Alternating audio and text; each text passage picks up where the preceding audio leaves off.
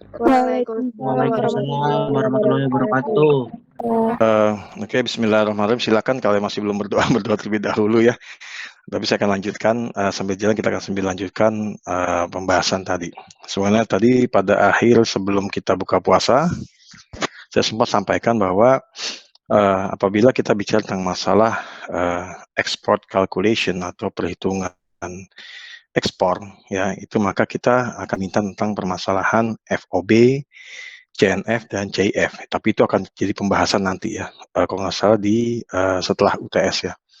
Nah, kemudian kalau kita bicara tentang biaya ekspor itu berkaitan dengan masalah biaya maskapai dan PPJK ya, termasuk dengan biaya kirim.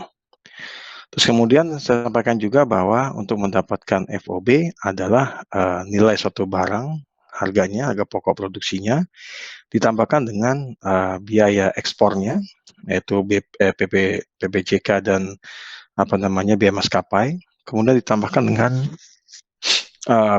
persentase keuntungan yang kita inginkan, maka dapatlah free on board pelabuhan asal, pelabuhan muat. Nah, kenapa tidak kita masukkan biaya kirim di sana? Dikarenakan kalau kita bicara tentang FOB, kita bicara tentang suatu kiriman yang belum berangkat. Karena kalau kita bicara biaya kirim, dia merupakan nilai yang muncul diakibatkan adanya keberangkatan dari pelabuhan asal atau pelabuhan muat menuju ke pelabuhan destinasi atau pelabuhan tujuan. Nah, itu baru kita akan hitung apabila dipertanyakan cost and freight. Atau ada pertanyaan, berapa free on board-nya di pelabuhan negara tujuan. Kalau ada kalimat seperti itu, kata kuncinya itu seperti itu, maka berarti harus dimasukkan biaya kirimnya. FOB ditambah biaya kirim, maka itu akan menjadi cost and freight. Cost and freight ditambah asuransi, maka menjadi cost insurance and freight atau CIF, terkenal dengan istilah CIF. Oke, kembali kita pada pembahasan file kemarin. Memang ada beberapa yang belum saya koreksi, tapi sejauh ini pemahaman sudah alhamdulillah bisa diikuti. Saya akan coba sampaikan nih perhitungannya di ini sebentar ya. Oke.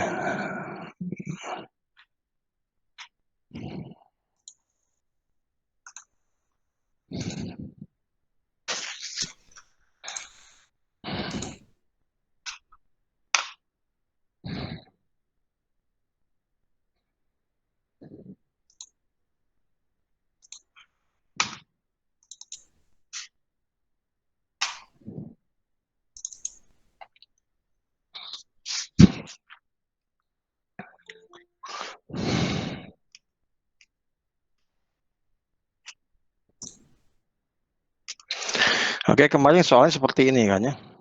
Kelihatan sama rekan-rekan semua layar saya? Sudah kelihatan Pak. Ya.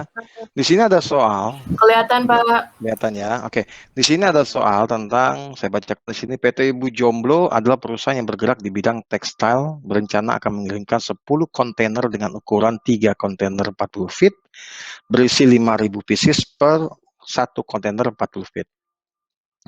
Dan 7 kontainer 20 feet berisi 3.000 pieces per kontainer 20 feet. Oke. Di mana semuanya akan dikirimkan ke Amsterdam. Ya. Kemarin sempat tanya tuh, Pak, kok tidak ada WRS-nya ya Pak ya? War Research Charge. Lihat, Amsterdam kota konflik bukan? Saya tanya kalian, kota konflik bukan? Halo? Amsterdam kota konflik bukan? Bukan. Bukan Sejauh ini belum ada informasi mengenai terjadi konflik di Amsterdam ya. Maka walaupun nanti ada yang mencantumkan di sana adalah WRS atau War Research Charge di situ, kalau kotanya bukan kota konflik, jangan dipakai. Ingat tuh ya, jangan dipakai. Karena ingat, WRS itu yang digunakan untuk kiriman-kiriman yang menuju atau melalui, pasti menuju ya, menuju negara-negara yang sedang dilanda konflik. Ingat itu. Oke, saya lanjutkan. Dengan biaya kirim atau freight charge ya atau biaya tambang sebesar 1.300 US dollar per satu kontainer 40 feet dan 500 US dollar per satu kontainer 20 feet.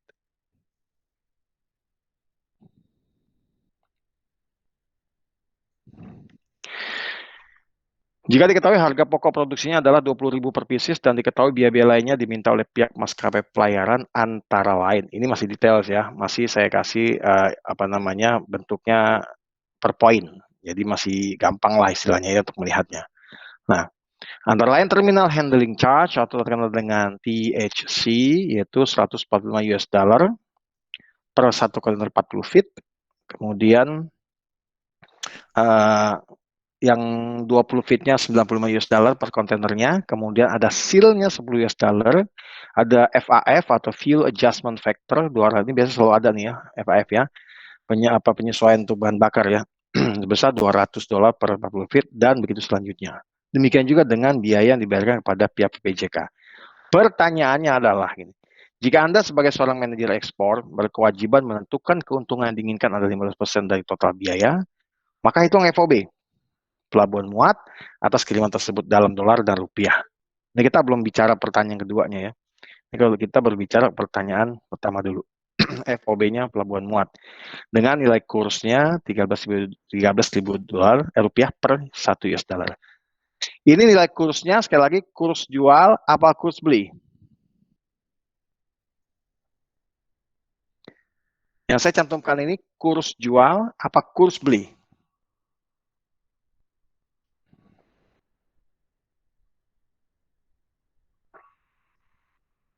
Ada yang tahu? Ya enggak? Kurs beli. Kurs beli. Karena apa? Karena ini adalah kiriman ekspor. Ekspor. Kalau kita ekspor, berarti kita menjual sesuatu. Kalau kita menjual sesuatu, kita dapat uang. Uangnya tentu mata uang asing. Nah, mata uang asing kita bawa ke bank devisa, maka berarti bank devisa beli uang kita. Artinya menggunakan kurs beli. Ingat tuh ya, jangan sampai terbalik ya. Karena nanti di soal itu, saya akan cantumkan sebagai soal, salah satu soal di ujian UTS-nya ya. Jadi saya akan cantumkan di situ ada kurs jual dan kurs beli, jangan terbalik-balik. Maka saya cantumkan kurs pajak sekalian di situ ya. Biar kalian semakin keder ya. Enggak sih ya, gampang kok. Oke, kemudian ada PPJK-nya, ada sewa truk 2 juta per satu kontainer 40 feet dan 1 juta per satu kontainer 20 feet. Kemudian pembuatan dokumennya 2,5, itu biaya lift on dan lift off kontainer. Ini kalau kalian ngerjakan nanti itu adalah dikalikan 2, nggak masalah buat saya, ataupun nggak kalian kalikan 2, nggak ada masalah buat saya. Sama saja bagi saya. Karena kalau dikalikan 2, umumnya di praktek lapangannya tuh. Karena untuk antisipasi aja kalau terjadi hal-hal yang tidak diinginkan. Dalam artian, si pihak PPJK mengatakan bahwa ini kontainer kosong naikin duit dong, harus ada biayanya dong, terus diisi barangnya kan, nurunin juga begitu, ada kalau naikin dan nurunin dengan ada isinya, dengan turunin dengan naikin yang tidak isinya, ada biaya yang keluar dong, berarti kita kalikan 2 saja. Kalau ada biasa begitu di lapangan suka diminta seperti itu, dijadikan sebagai hujahnya dia lah ya, jadi justifikasinya dia untuk meminta 2 kali lipat dari harga biasa. Tapi kalau secara hitungan-hitungan umum tidak dikalikan 2 ya.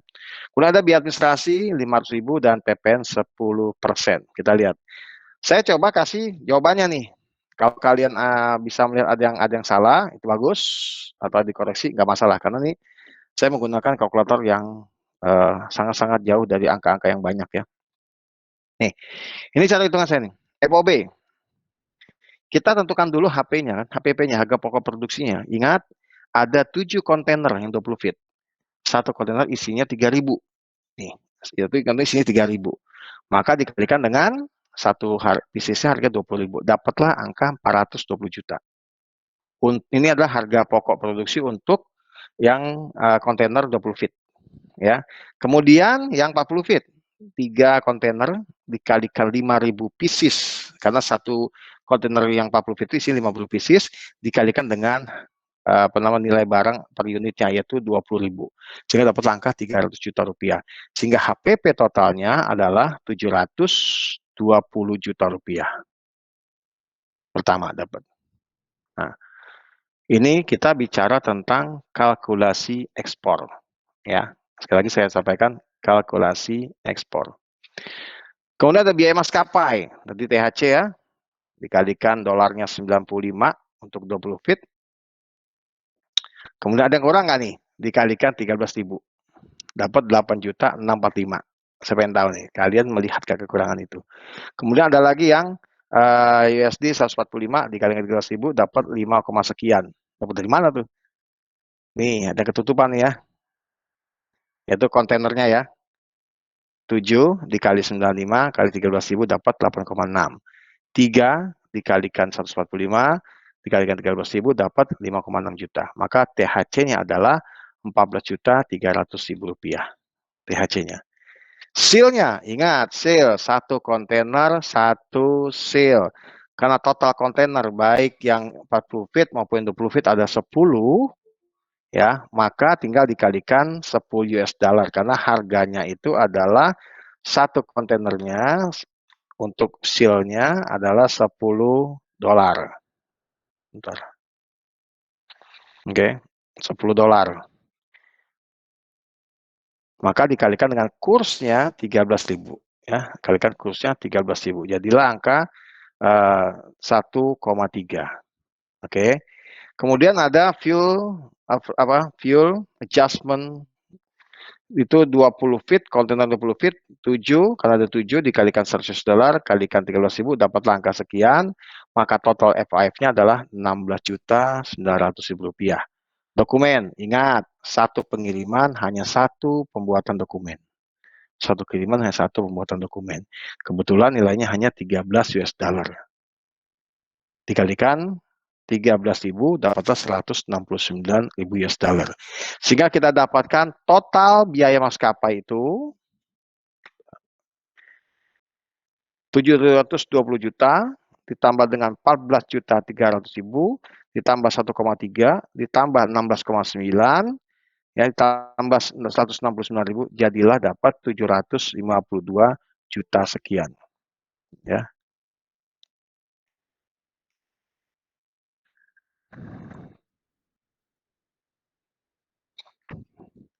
Dapat angka 752.669.000 rupiah. Nah, kemudian biaya berikutnya apa lagi? Biaya PPJK. Sewa truk, ingat kita sewa truk kan ya? 7 kontainer, 1 kontainer, 1 truk, umumnya begitu. Maka 7 dikalikan biaya sewanya, dapat 7 juta. 3 dikalikan biaya sewanya 2 juta untuk yang 40 feet ada 6 juta. Maka dapatlah biaya sewa truk keseluruhan untuk 10 kontainer 13 juta rupiah. Nah, dokumen sendiri seperti sama kayak di maskapai, dia hanya 1 kali saja pembuatannya, dikenakan 250.000 rupiah. Kemudian biaya lift on lift off, ya, LILO itu lift on lift off, yaitu saya tidak kalikan 2, hanya kalikan 1 saja, 7 kali 400.000 2,8 dan 3 kali 700.000 2,1, sehingga dapatlah angka 4,9. Lalu di adminnya ada 500.000, sehingga total untuk biaya ini, saya anggap masih subtotal ya. Kenapa? Karena kita belum masukin PPN ya, PPN belum kita masukkan. Subtotalnya adalah sewa truk ditambah dokumen ditambah biaya LILO tambah admin dapatlah angka 18.650.000. 18.650.000 rupiah. Nah, PPN-nya 10% dari 18 juta sekian, dapatlah angka 1,8. Sehingga total biaya PPJK dapat angka 20.515.000 rupiah. Terus sampai sini nih. Nah, maka nilai keseluruhan adalah HPP 468.100 juta, kemudian biaya maskapai 500 juta, ya, 752 600 nih, ada kesalahan nih, bukan 500 ya, tapi 752.669.000 rupiah. Lihat nih, ya. Tambahkan dengan total PPJK 20.515, maka dapatlah angka sekian. Ini kan ubah lagi nanti ya. Dapat angka sekian. Nah, dari angka ini baru kita hitung keuntungannya. Kita minta keuntungan berapa? 15% dari 1,4 dapat angka 22 juta sekian. Sehingga FOB-nya adalah Nih, total keseluruhan biayanya ditambah dengan keuntungan yang kita inginkan, angka 1 sekian M. Dan kalau kita kurskan dalam dolar, tinggal dibagi dengan kursnya yang Rp13.000, dapat angka 132 something US dollar. Inilah yang namanya perhitungan kalkulasi ekspor untuk FOB. Untuk FOB. Lalu pertanyaan sekarang, Pak, kalau misalnya tadi ada soal tambahannya adalah berapa cost and freight-nya, Pak? Ya, cost and freight-nya, Pak. Kalau biaya kirimnya 300 dan 200 US dollar. Ini kayaknya saya soal tambah-tambah ngaco nih ya. Nih, saya pakainya yang 500 dan jadi saya nggak pakai yang ini. Kalian sorry, maaf ya, saya sekali mohon maaf. Ini soal ini nih apa namanya biaya kirim yang ini kalian hilangkan ya, yang ini nih. Kalian hilangkan karena saya sudah mencantumkan harga itu di sini. Ya, oke. Ini saya hilangkan dulu di sini sebentar.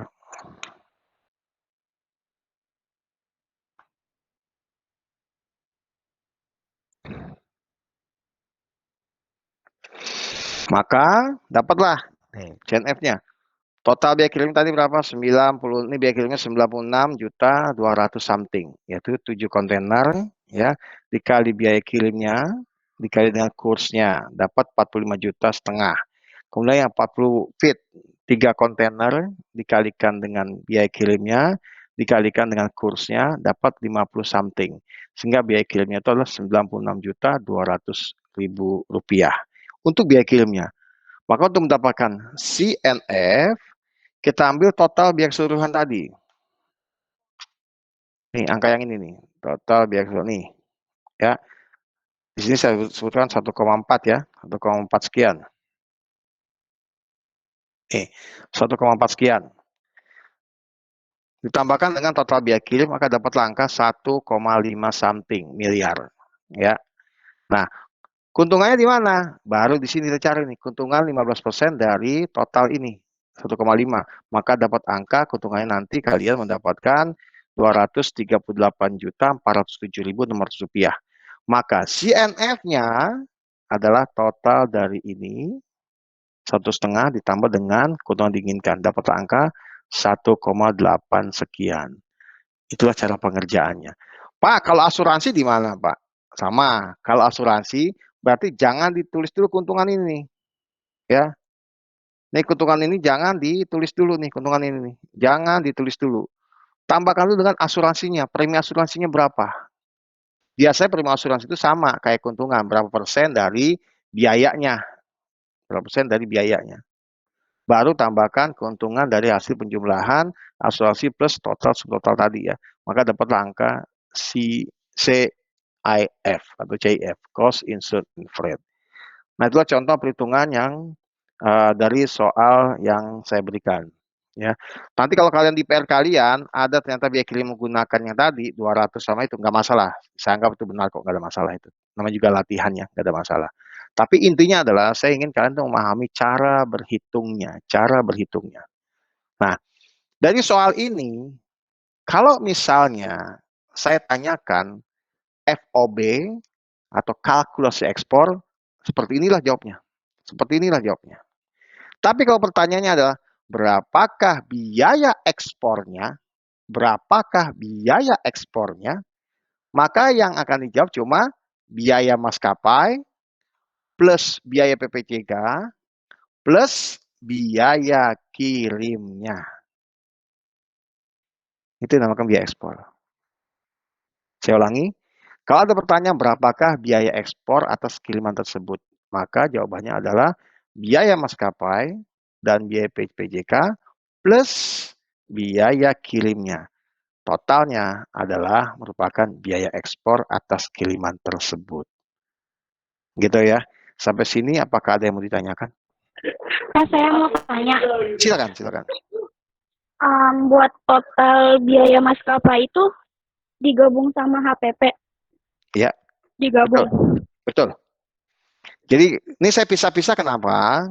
untuk mudah dalam mempelajarinya sebenarnya ya.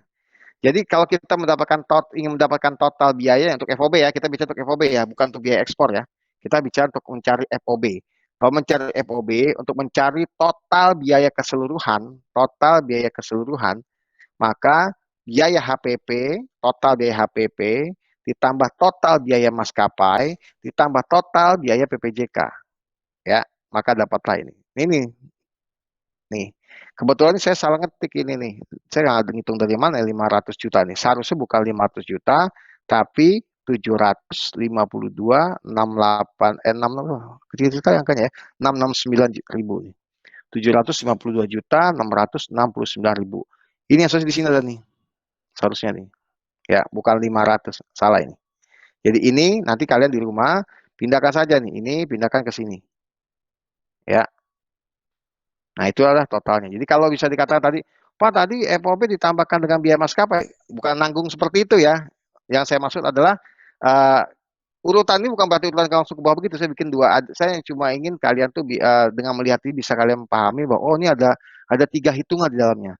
Hitungan apa saja? HPP, maskapai, dan PPJK.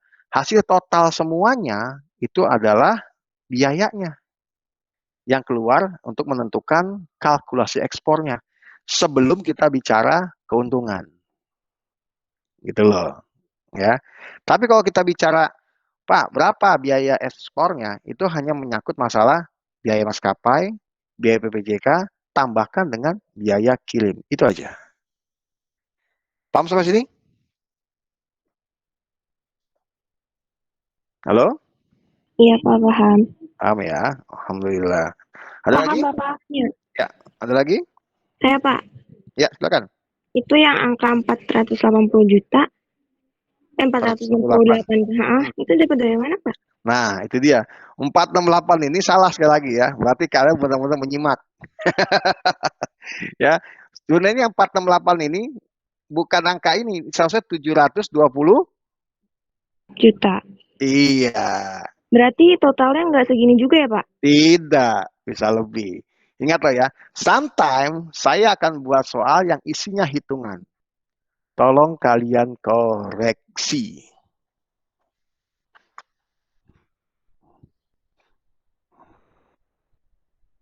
Ini contoh soal saya waktu konsul kapan? Ini contoh saya kasih soal begini. Koreksi soal ini, benar gak hitungannya? Tuh, benar gak hitungannya? Ini benar 720 juta, ini kok angkanya 468. Nah, padahal total keseluruhan itu adalah HPP tambah biaya maskapai tambah biaya PPJK. HPP-nya 720 juta. Berarti ini salah. Bukan 468 juta, melainkan 720 juta. Lalu biaya maskapainya berapa? 312 juta. Kalau di sini 500, berarti ini salah. Seharusnya 752 juta 669. Ini benar nggak 220 juta? Oh ini benar, berarti nggak ada masalah. Jumlahkan ketiganya, ini yang tadi, ini, kemudian ini, dengan ini, maka dapatlah total biaya keseluruhan. Jadi sebenarnya angka ini bisa berubah. Kalau ini berubah nih. Paham sampai ini? Halo? Pak, berarti Ya. berarti ini apa? Apa? Berarti apa? HPP ditambah Ya. biaya maskapainya ditambahin lagi sama HPP, terus ditambahin sama PPJK. Ya, HPP ditambah biaya maskapai, ditambah biaya PPJK. That's it. Berarti angkanya ini 720 ditambah 752. Ya. Ditambah 20 50. Oh, berapa angkanya di situ? Sebut. Coba. Kamu hitung nggak?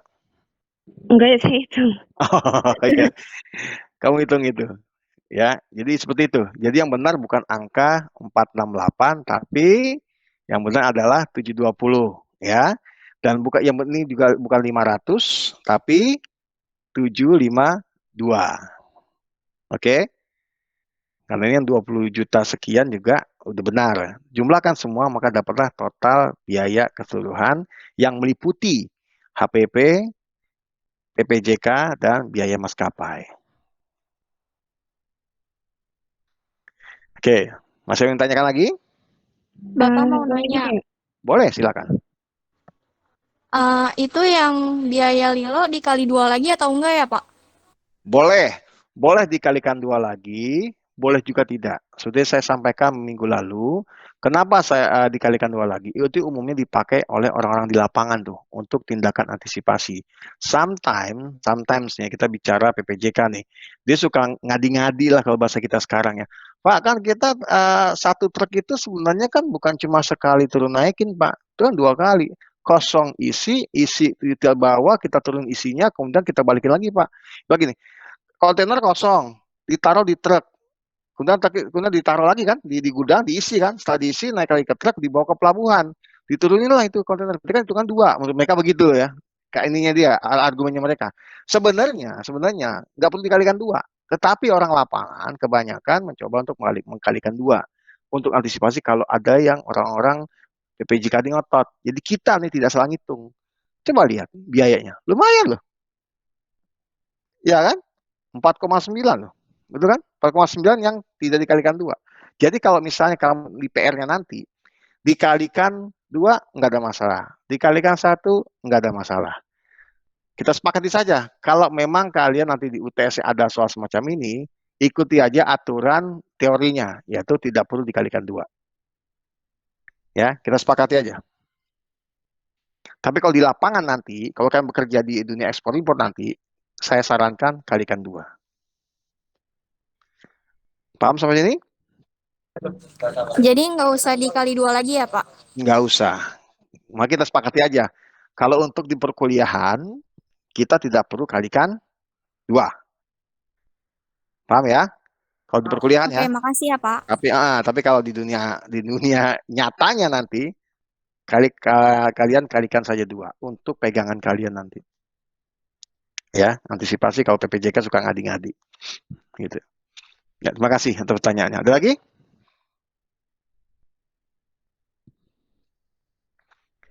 Kalau nggak ada, kita akan masuk ke pembahasan bill of lading. Ya, kita akan masuk ke pembahasan bill of lading. Sebentar ya.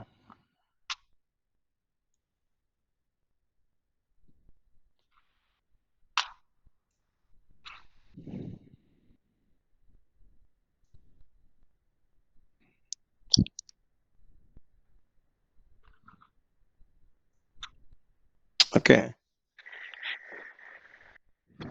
Ingat, siapa yang mengeluarkan bill of lading? Siapa yang meng-issue bill of lading? Kalian masih ingat? Apakah shipper? Apakah bank devisa? Apakah receiver? Apakah pihak pelayaran? Ataukah pemerintah? Siapa yang mengeluarkan bill of lading? Kalian masih Maskapai ingat? perkapalan? Iya, betul. Maskapai Iya. pelayaran. Ya, yang mengeluarkan adalah maskapai pelayaran. Ya, bukan perkapalan. Boleh saja, nggak ada masalah. Ada juga yang menyebut maskapai perkapalan, nggak masalah. Tapi kebanyakan menyebut maskapai pelayaran atau penerbangan. Oke, bill of lading. Apa sih makhluk bill of lading itu? Lihat. Dia adalah dokumen pengangkutan barang yang dikeluarkan dan disahkan oleh maskapai pelayaran yang di dalamnya memuat semua informasi lengkap. Nama pengirim, nama kapal, data buatan. Nanti kita akan bahas tentang isinya itu. Semuanya, ya. Itu dokumen pengangkutan barang, ya. Atau kalau bahasa ringkasnya adalah surat perjanjian pengangkutan antara shipper, consignee dengan pengangkut dengan sepihak pelayaran atau carrier, ya, bill of lading. Kemudian fungsinya apa? Pertama, sebagai tanda terima barang atau muatan yang menyatakan, jadi kalau bill of lading keluar itu, nih maskapai mengeluarkan bill of lading, berarti barang itu sudah dimuat di atas kapal, ya, sudah siap dan memang ada di atas kapal, maka dikeluarkanlah bill of lading tadi. Itu tanda terimanya begitu, bentuk tanda terima kontainer itu bill of lading, ya. Kemudian lagi dokumen pemilikan yang dapat digunakan untuk pengambilan barang di pelabuhan pembongkaran. Makanya bill of lading itu tidak boleh hilang. Nah, di tempat saya bekerja itu pernah ada satu kejadian, itu kurang lebih 6 tahun lalu. Ada satu lembaran dokumen tipis, berangkat, kemudian tiba-tiba terjadi insiden, saya kurang tahu insiden itu tepatnya, tapi hilang. Nah, kalian tahu, bikin bikin bill ini kan nggak mahal kan ya, kadang cuma $15, $10, ya kadang-kadang cuma, ya kalau dalam rupiahnya itu palingnya cuma nggak nyampe sejuta, kadang-kadang begitu ya. Tapi dia klaimnya itu sampai sekian miliar. Kenapa?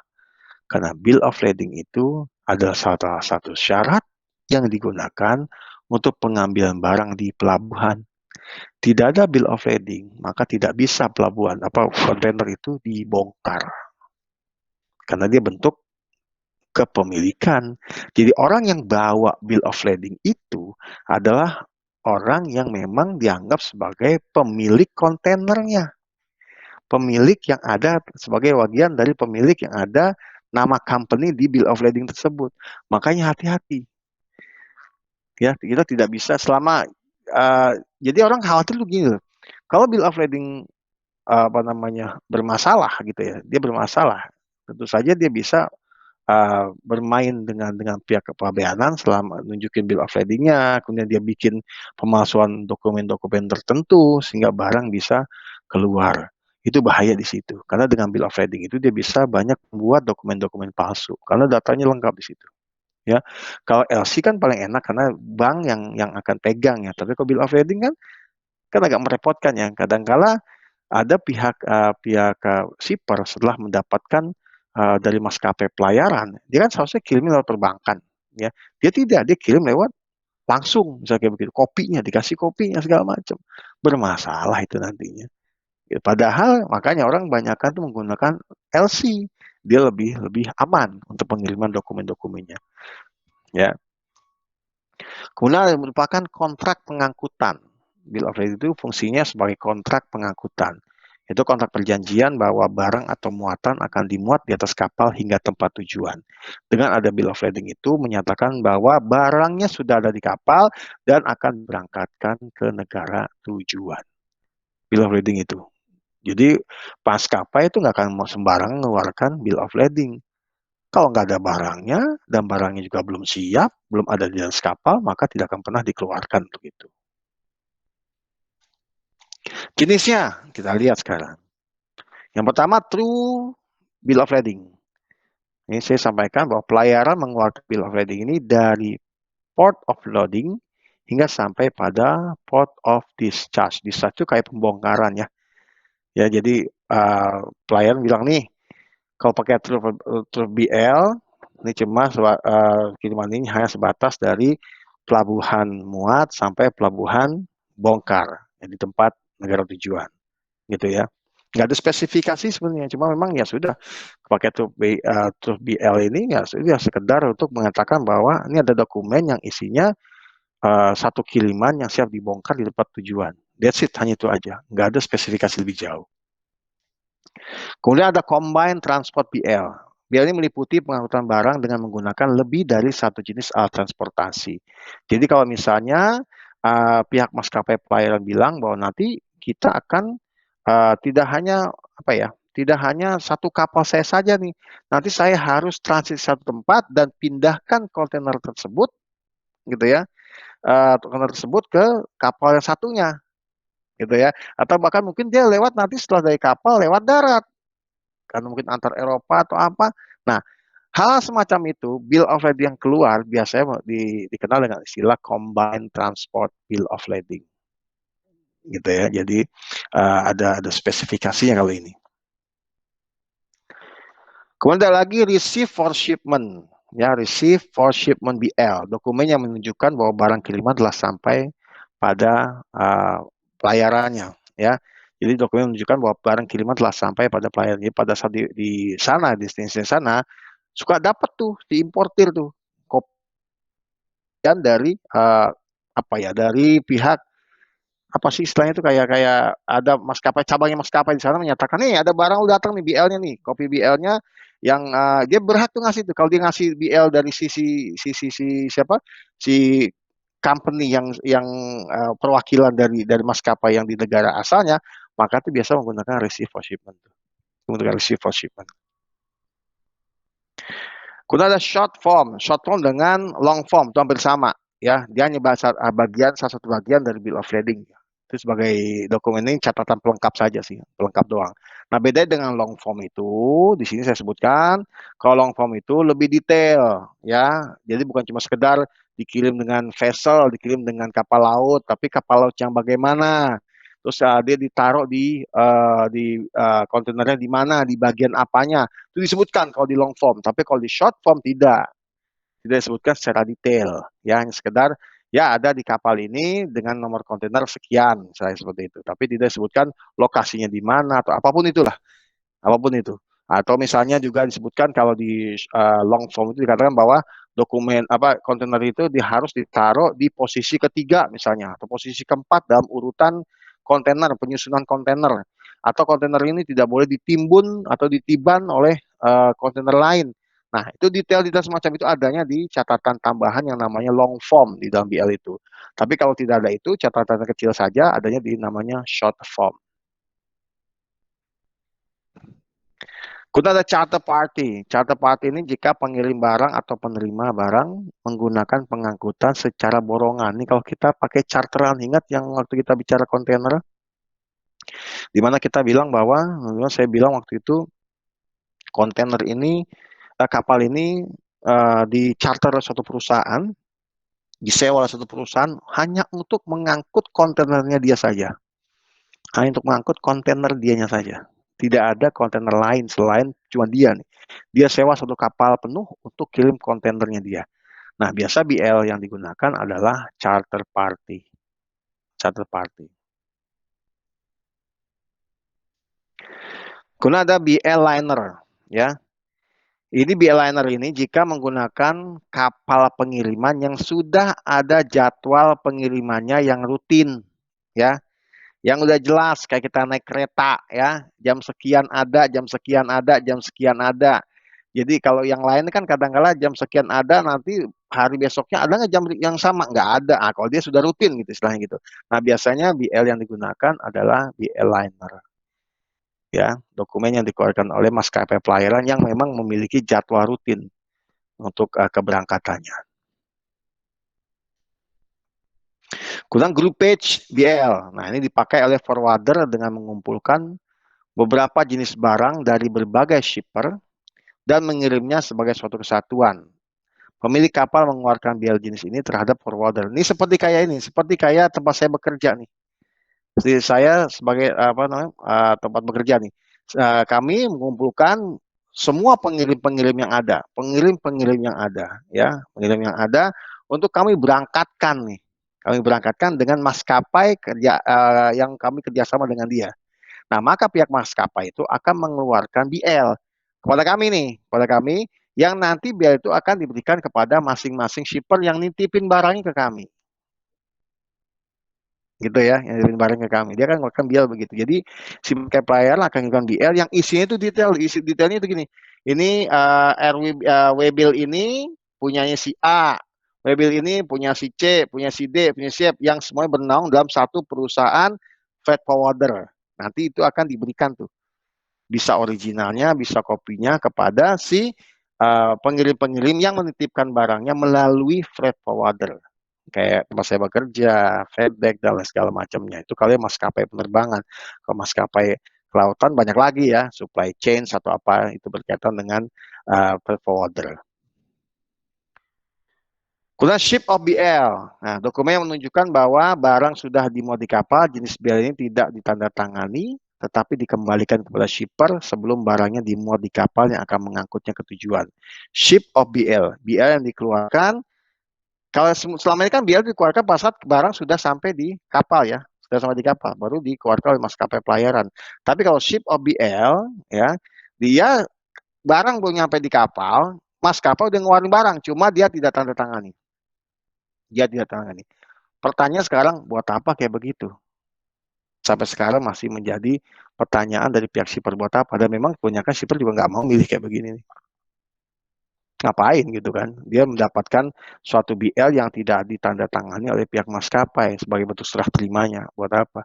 Mungkin saja memang ada keterburu-buruan untuk proses kepabeanan, maka dia harus segera keluarkan barang tersebut, keluarkan dokumen tersebut. Kan dokumen ekspor kan perlu ya diproses kan. Dan proses dokumen ekspor itu kadang-kadang cukai memerlukan bill of lading kan. Nah, kalau dalam proses kepabeanan tersebut, barang kan belum naik ke kapal. Prosesnya barang belum naik ke kapal. Barang itu mungkin masih di gudangnya pelabuhan sebelum naik ke kapal, kan nunggu kapalnya. Misalnya seperti itu ya. Nah, kadang-kala dibutuhkan tuh dokumen BL untuk proses itu. Nah, pihak maskapai bisa mengeluarkan itu. Tapi belum ditandatangani. Nah, dokumen BL semacam itu namanya ship of BL.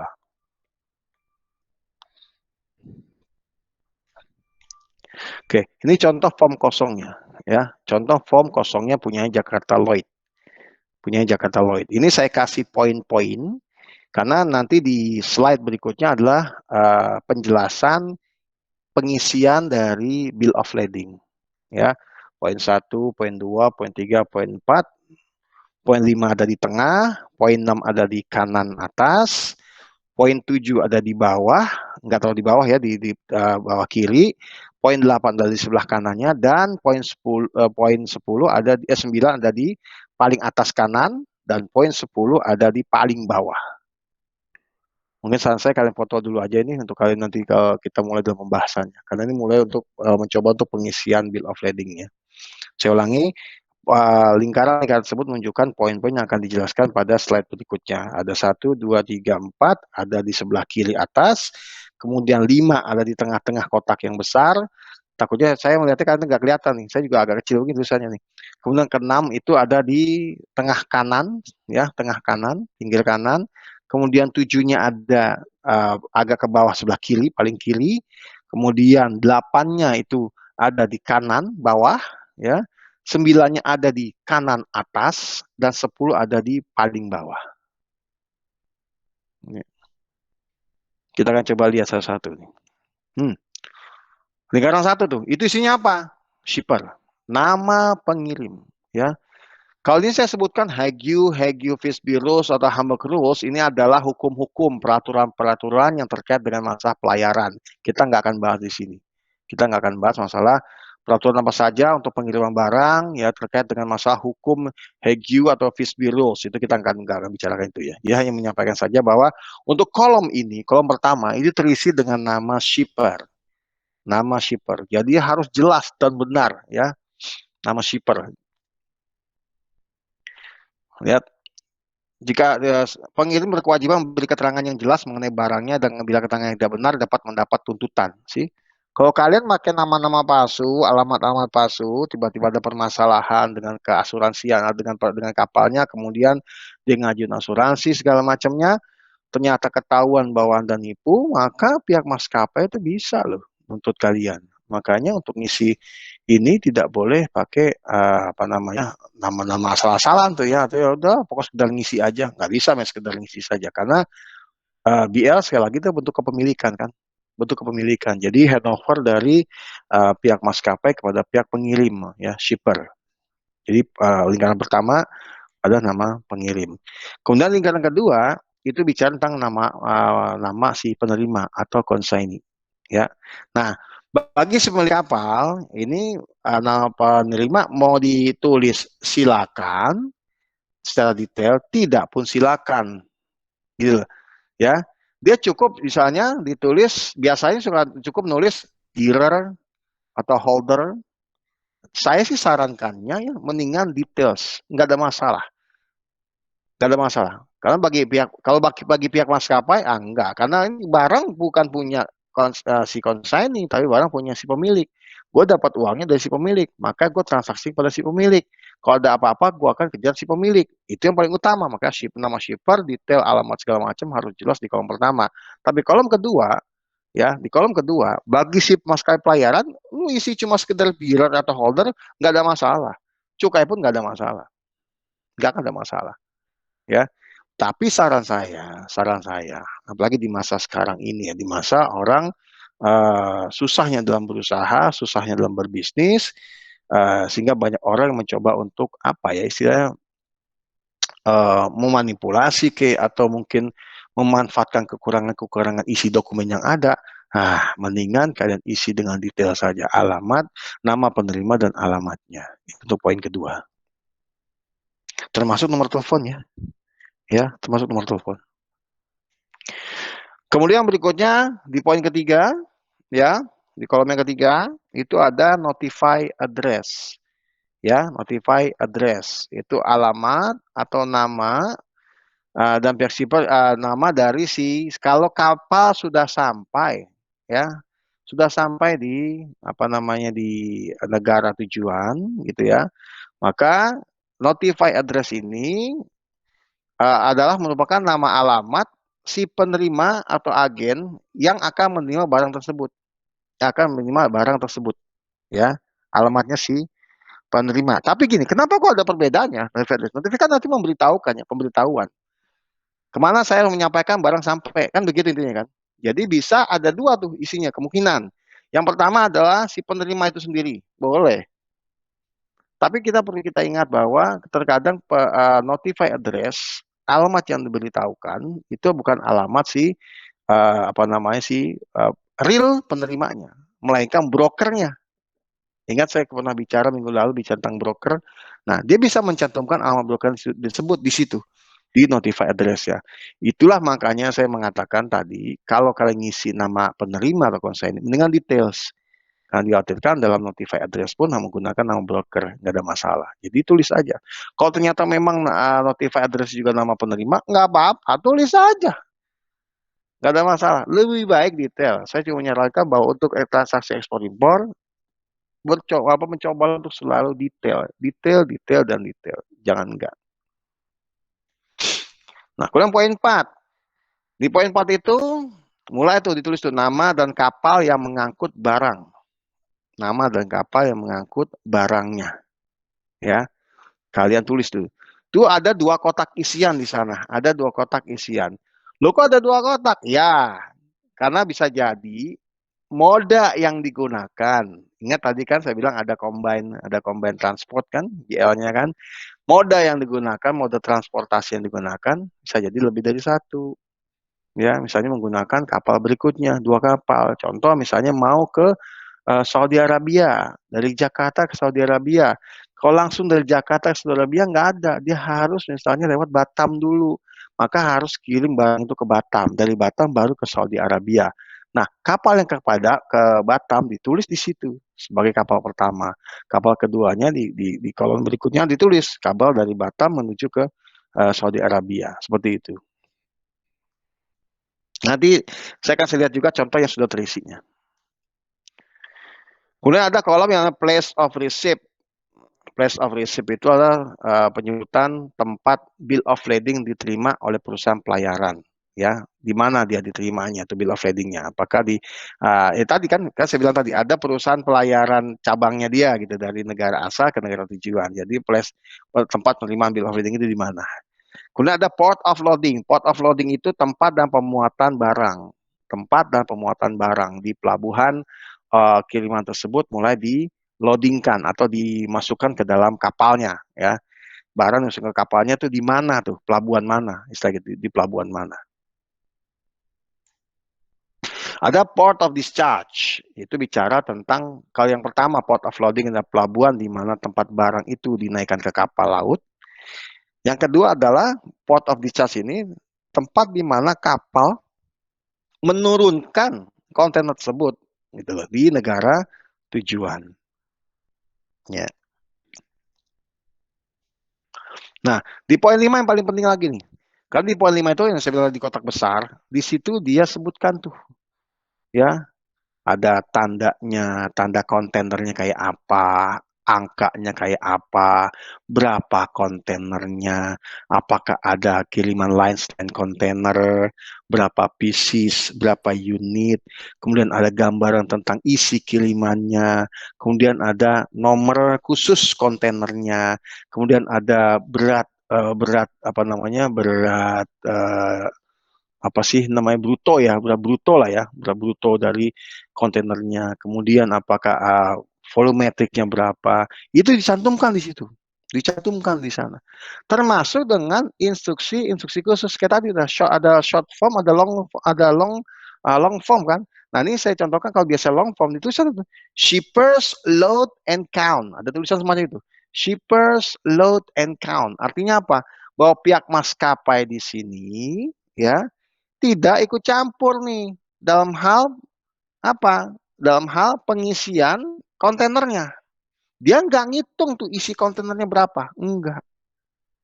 Kalau dibilang shippers, load, and count, artinya hanya shipper lah yang bertanggung jawab dan ya, dalam hal ngisi kontainernya. Ya, ngisi kontainernya. Karena kadang-kadang pihak maskapai ada tuh ya yang ikut campur dalam pengisian kontainer. Kan maskapai kan ada juga pemilik kontainer kan. Ada ikut campur seperti itu. Nah, kalau dia menyampaikan shippers, load, and count, itu artinya bahwa hanya shipper yang melakukan pengisian kontainer tersebut dan yang hitung isinya. Kita nggak ikut campur sebagai maskapai. Nah, kalau udah kayak begini, dia nggak bisa tuntut apa-apa kalau jadi apa-apa dengan kiriman tersebut di tengah jalan nantinya.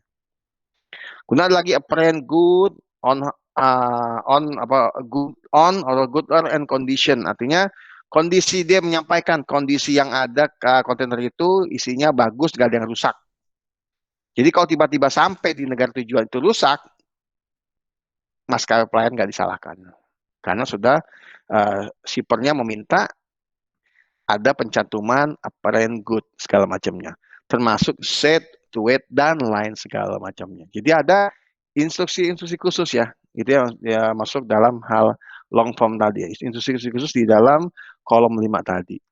Jadi nggak usah khawatir kalau kalimat apa, oh ini adalah instruksi khusus tambahan. Instruksi khusus tambahan. Kemudian nomor poin 6 tuh yang paling atas tuh, ya paling kanan atas itu ada nomor bill of lading-nya. Ada nomor bill of lading-nya terkait dengan masalah berapa jumlah lembarnya, berapa set, itu ada di poin 6. Kemudian poin 7, ya, poin 7 nih. Ship on board.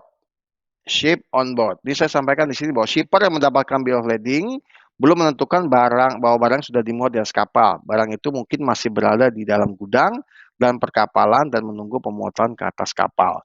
Tanggung jawab sepenuhnya berada pada pihak carrier.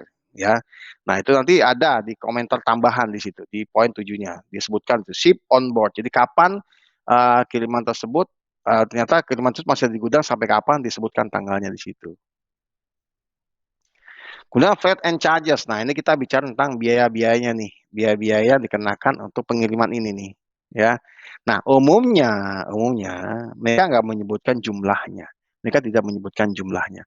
Tapi mereka biasa menuliskannya freight payable at destination atau freight prepaid. Kalau bicara freight payable at destination artinya biaya kirim atas kiriman ini berdasarkan ya kan Bill begitu menerangkannya. Bill of lading menyampaikan ada komentar di kolom freight and charges adalah freight payable at destination. Artinya biaya kirim ini dibayarkan di di pelabuhan akhir atau tujuan. Siapa yang bayar? Tentu saja si pihak penerima. Nah, kalau ditulisnya freight prepaid, nah freight prepaid artinya biaya yang dikirimkan dikenakan kepada bukan pihak penerima tapi pengirim.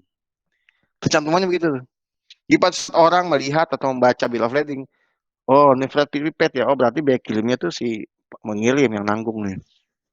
Oh tertulisnya freight payable at destination, berarti biaya kirimnya ditanggung oleh si penerima nih di negara tujuannya. Tuh poin 8. Nah poin 9 nomor BL-nya dan nomor 10 adalah nih yang tanda tangannya nih si PT siapa si maskapai pelayarannya. Nah itulah isi-isi dari bill of lading. Di mana nih contohnya seperti ini. Nanti kalian bisa lihat dan pelajari. Lihat tuh shippernya terlihat lengkap PT Sumber Mitra Samudra dengan detailsnya. Kemudian ada lagi nama penerimanya ada Freight Melbourne, ini kiriman ke Melbourne. Kemudian notify address-nya dia bilang same as consignee. Nggak apa-apa karena kita tahu bahwa ternyata artinya di sini notify address-nya itu adalah si penerima itu sendiri. Gitu loh, ya. Kemudian ada pelabuhan berangkat dari mana? Tanjung Priuk. ya, Tanjung Priok. Kemudian kemana tujuannya? Dari apa namanya, pelabuhan bongkarnya di mana? Di Melbourne, Melbourne Seaway, ya. Kemudian dari isinya sendiri lihat itu ada marks-nya, ada marks number-nya, kontainernya, kemudian isi kontainernya, ada tulis shippers load and count, ya. Kemudian second carrier-nya dia juga sebutkan juga, oh ada lagi tuh nanti bawa lagi tuh NYK Pride tuh, nggak apa-apa, itu sekali nggak masalah. Nah, kemudian ada lagi kontainernya yang 20 feet, cuma satu kontainer saja, isinya nilon industrial yarn, gitu ya. Terus ada lagi apa namanya, bundle dan segala macamnya. Sebelumnya juga ada gross weight-nya, ada net weight-nya. Nah, kemudian kapan akan dilakukan keberangkatan di ship-nya, dimasukkan ke kapalnya? Ternyata disebutkan tanggal 25 Januari 2001. Dan nomor bialnya berapa sih? Nah, di pojok kanan atas 101 sekian sekian sekian. Dan ketentuannya apa? Tadi ya, freight and charge-nya. Ternyata dia adalah freight prepaid, bukan freight payable at destination, tapi freight prepaid. Lengkap sudah bill kalian. Ini bill yang sangat-sangat sederhana sekali. Dan umumnya seperti ini sih. Ya, tinggal kalian apa namanya, gunakan bill ini untuk kalian kirim, kalau kalian sebagai shipper, kirimkan ke destinasi, ke receiver melalui bank-bank devisa yang kalian tunjuk. Gitu. Kalau kalian menggunakan LC ataupun yang non LC. Nah, intinya apa isi dari bill tersebut? Ini saya dirangkum. Pertama data customer, ya. Pertama data customer terdiri dari shipper, ya. Kemudian consignee atau penerima. Oke. Kemudian ada notify party.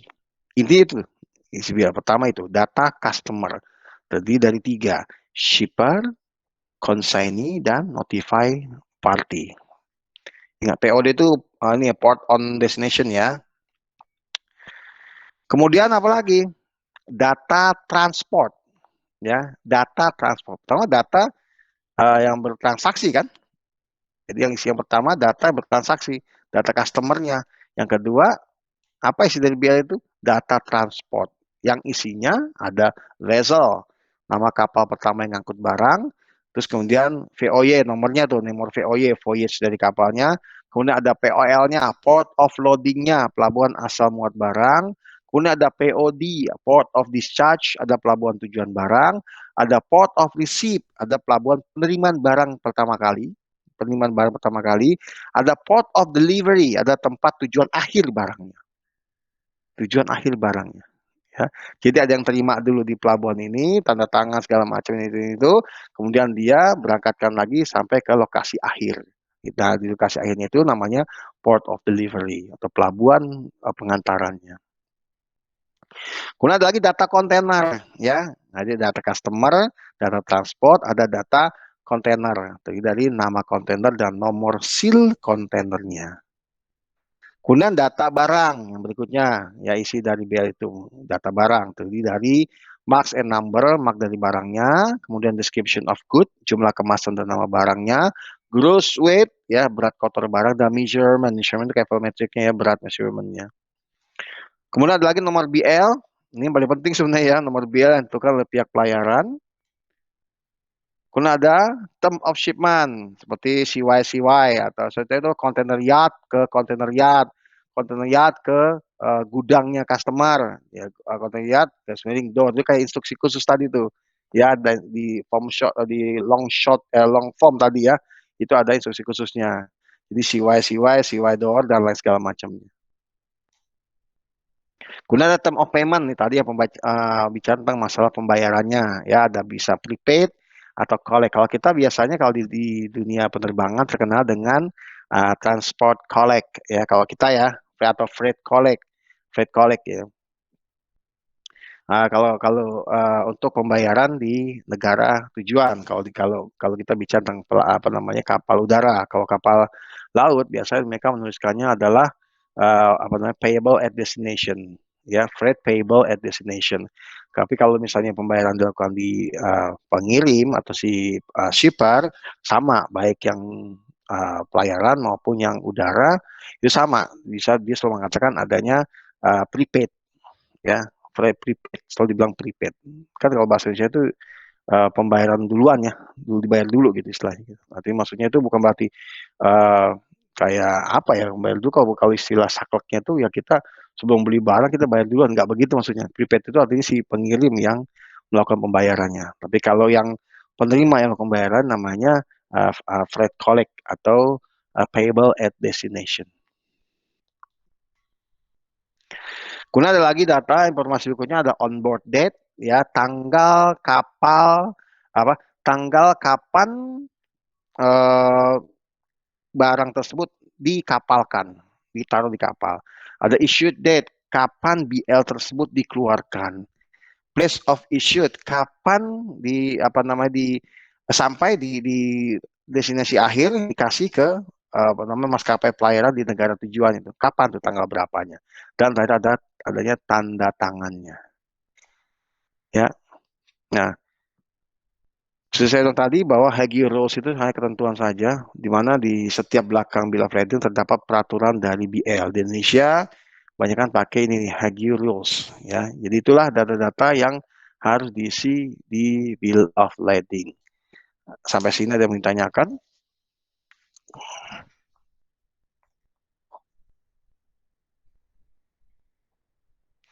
Oh ya, kalau nggak salah besok kita ada lagi ya buat make up ya.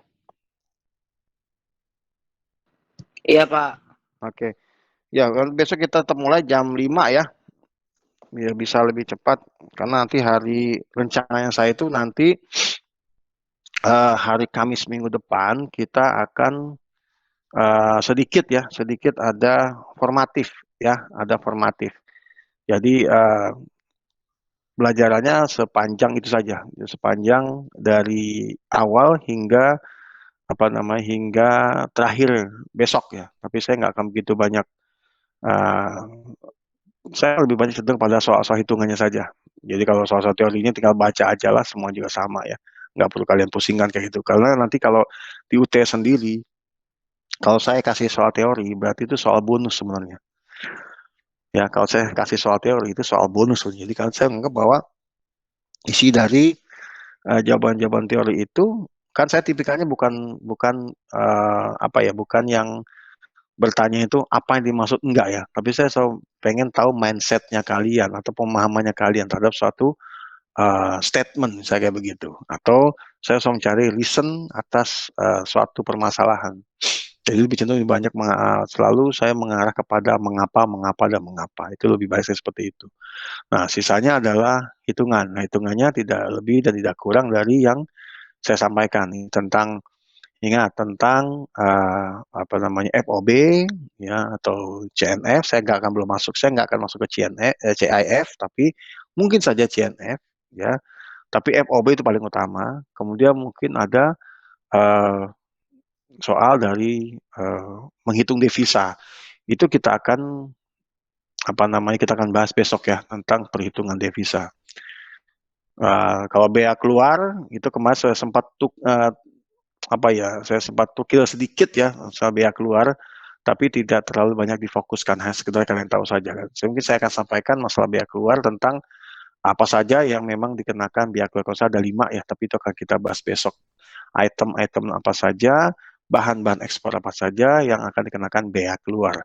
Nah, hitungnya itu sebenarnya sudah pernah saya sampaikan di slide yang sebelumnya kalau nggak salah. Nah, saya pikir itu saya mesti jangan naruh di situ ya, tapi memang udah kadung begitu ya nggak apa-apa lah. Besok kita akan bahas 2 hal, yaitu tentang perhitungan devisa, ingat ya, kemudian sama sama BA keluar, Ingat ya, BA keluar dengan biaya ekspor beda juga dengan kalkulasi ekspor. Ingat tuh, kalkulasi ekspor tidak sama dengan biaya ekspor, tidak juga sama dengan bea keluar. Kalau kalkulasi ekspor, saya ulangi, kalkulasi ekspor itu terkait dengan masalah FOB, CNF, dan CIF. Jadi di dalamnya pasti ada apa yang namanya harga pokok produksi, biaya maskapai, sama PPJK.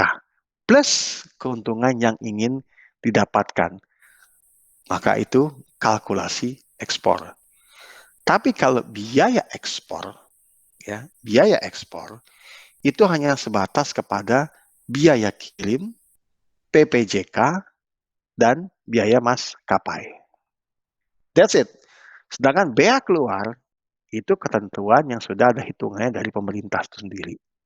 Kalau kita bicara bea, kita bicara pajak, gitu ya. Istilahnya begitu. Dan itulah pembahasan DL yang bisa saya sampaikan hari ini. Ada yang mau ditanyakan? Saya Pak, Silakan. kalau dalam bill of lading ini kan pasti bisa dibilang memiliki jenis-jenisnya Pak ya dalam pelayaran gitu. Iya. Macam-macam pelayaran dalam bill of lading itu apa sih Pak? Maksudnya? Macam-macamnya surat-suratnya itu, nah. Kan dokumen-dokumennya itu kan banyak juga itu. Dokumen-dokumen ekspor. Iya. Ya. Dalam bill of lading. Bill of lading ya, bill of lading seni maskapai hanya mengeluarkan bill of lading ya. Yang paling utama tuh itu. Yang paling utama itu. Kalau dokumen-dokumen lain tergantung permintaan dari kepabeanan saja. Tapi kalau yang itu opsional sifatnya. Itu hanya opsional saja sifatnya. Misalnya kayak kelaikan kontainer, kelaikan kapal, itu suratnya ada. Suratnya ada, keluar dari pihak maskapai itu sendiri. Tapi sekali lagi, lebih utama adalah bill of lading. Kalau mengenai jenis-jenisnya sendiri, itu sudah saya jelaskan di tadi tuh sebelumnya tuh ada truk BL gitu kan, ada ship BL dan segala macam lainnya, gitu ya. Oke Pak. Makasih Pak. Ya, ada lagi yang lain?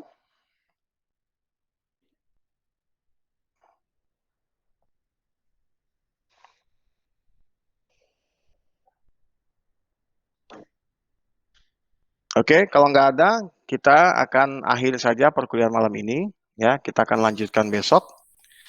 Kalau ada yang tanyakan lebih jauh, silakan japri saya. Nggak ada masalah, saya akan berikan informasinya. Nanti saya akan berikan slide-nya pada kalian melalui Google Classroom.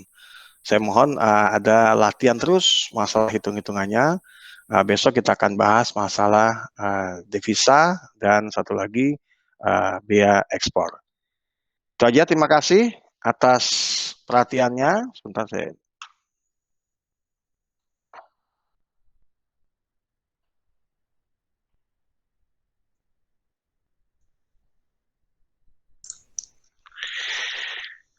Kita akan berjumpa lagi, insya Allah besok. Terima kasih atas waktunya, mohon maaf atas segala kekurangannya. Mohon maaf agak terlambat tadi, dikarenakan saya ada tiba-tiba meeting mendadak, dikarenakan akan ada audit di awal Mei. Jadi tiba-tiba pembahasannya panjang lebar dengan bos, ya sudahlah mau gimana lagi gitu ya.